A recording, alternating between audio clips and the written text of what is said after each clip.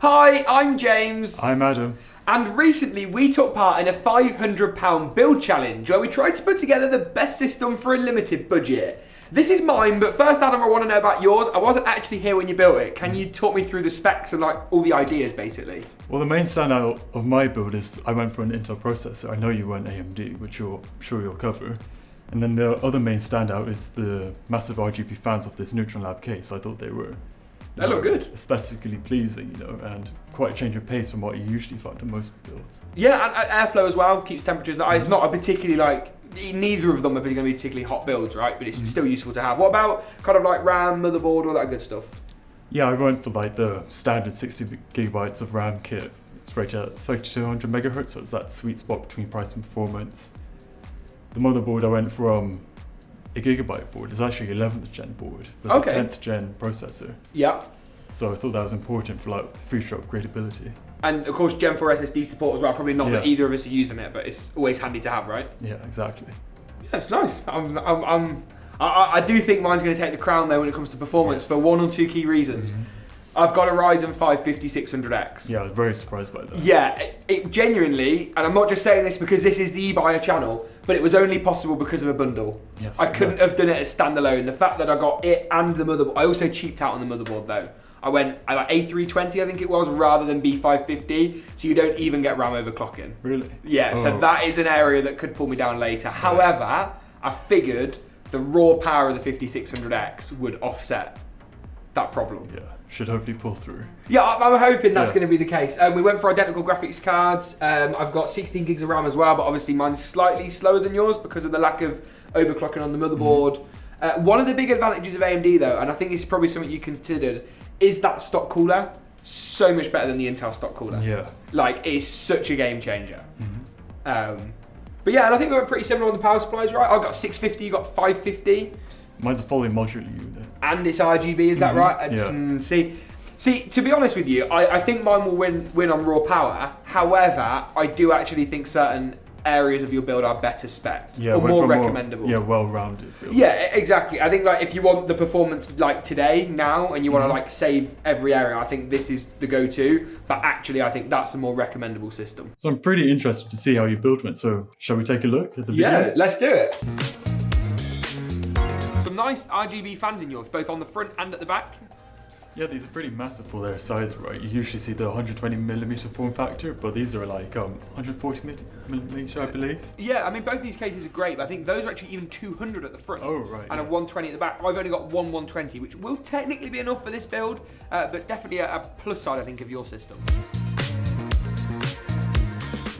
Starting off with the processor, I went with the Intel i5. So CPU, on reflection, are you a bit jealous I managed to go Ryzen, or...?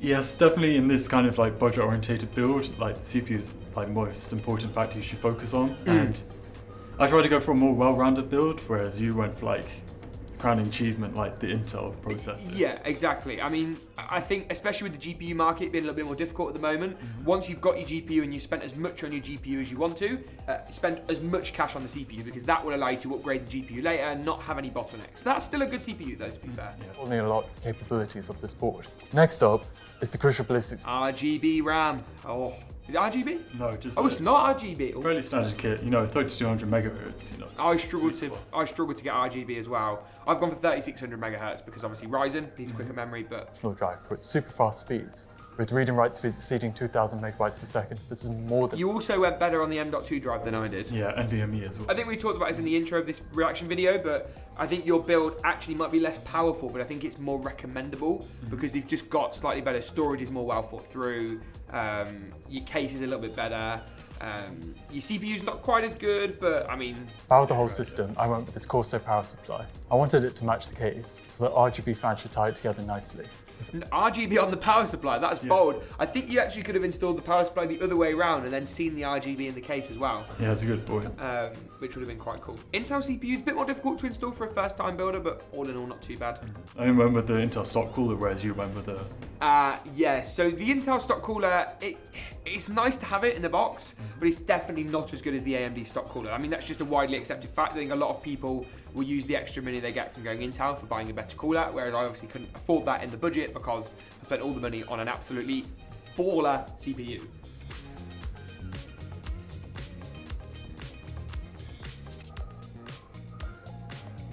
Does my motherboard have 4 RAM slots, whereas yours only has 2? Yes, exactly. Thanks for reminding me. That's another thing where your build definitely edges ahead slightly in terms of overall usability, overall specification, that kind of thing.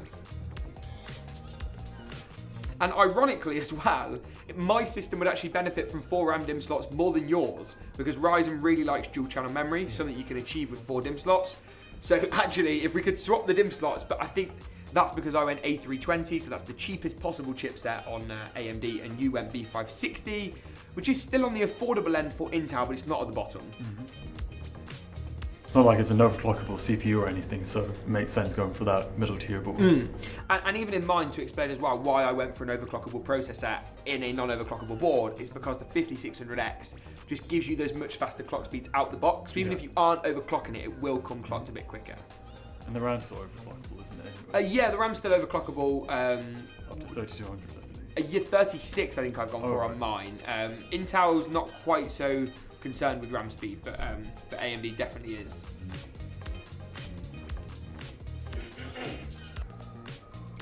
Always makes me giggle how small the GPU is as well in these builds. I'm so used to seeing massive like 3070s and 3080s. And seeing a little 1030 is quite adorable. Yeah, it doesn't even require dedicated power, so. Nope, run straight off. I mean, people are often surprised. People think, oh, it doesn't need dedicated power, it must be really weak. Not necessarily the case. That PCI slot on the motherboard can deliver, I believe it's over 150 watts of power. I could be a little bit off there, but it's definitely a lot more than what people often sort of estimate it will. Nice power supply, semi-fanless. I think it's semi-modular or fully modular? Fully modular. Fully modular. Once again, another area definitely where you do deserve some plaudits, I think. Just one of those creature comforts where it's nice to have the option at least. Yeah, and I think as well that it just does simplify things, because I think if you're a first time builder and you're not completely in the know, you might get a non-modular unit and go, oh, I've got loads of cables left, I haven't plugged in, what have I done wrong? When actually all you need is CPU, motherboard, GPU if applicable, not for us, and then SATA for the RGB or any SSDs or anything like that. Not a bad build though, I like it. I think the RGB, the case is really nice. Power supply is great, decent motherboard choice. CPU is just the area, I think it just falls down very slightly. Yeah, I wasn't chasing like raw performance. No. Metrics. And the 10th gen Intel stuff's really great, but of course with 11th gen out now and rumours of what might come next, I think 5600X may be a little bit more current. But then again, you could get some good deals on the 10400, and if you can, then you can spend more money on GPU, case, CPU, RAM, all that good stuff. And that's pretty much it. I think it's time for me to be quiet now, and it's just to switch over to my build so you can see actually what you think of all the component choices and my build technique. So we'll be right back with you.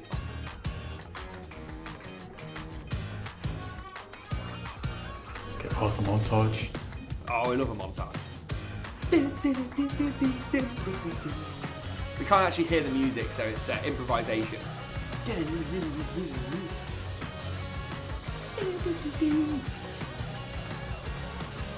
Oh, my montage is definitely better than your montage. Hi, I'm James and thanks for tuning in to eBuyer. In this video, I'm going to be putting together a budget gaming PC for 2021 using an awesome Neutron Lab case available exclusively at eBuyer. We both went for Neutron Labs case. So.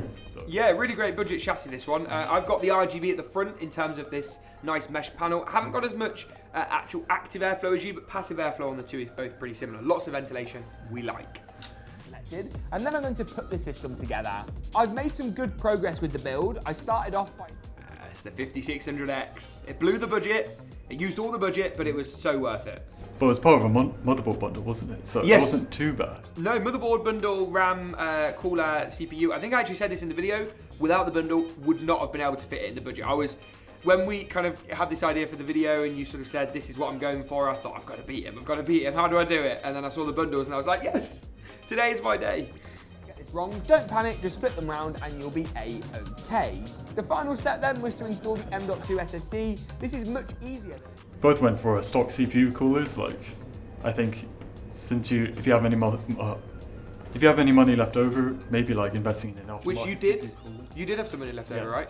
Which is an important distinction on the build. I think the reason a stock cooler, an included cooler, always wins out in a cheap build is because if you spend $30 extra on the cooler, you could just put that into the CPU instead and get such an improvement in your CPU that any cooling benefit is just then not Obviously, there's a point where that changes, right? You start spending £700 on a PC, you definitely want one with a good cooler. But for this, it's perfect. In order to go ahead and move the motherboard assembly into the case, we're just going to... It's just my system, like I saved a bit of money here and there, especially with like my processor. I went for one with integrated graphics. So you could go for the non-F variant of the Intel processor to go even cheaper. Yeah. A mesh front panel and a tempered glass side panel. The case looks the part and performs well with nice... I'm still pretty happy with my build though. I think it would have been nice to get in the motherboard with 4 DIMM slots. It would have been nice to get a power supply that was modular. But actually, I think the CPU, the RAM, big winners for me. And the extra wattage on my power supply. I was just going to mention. Yeah, it's not quite as good as yours in terms of actual, not reliability, but in terms of efficiency ratings and stuff like that, but still.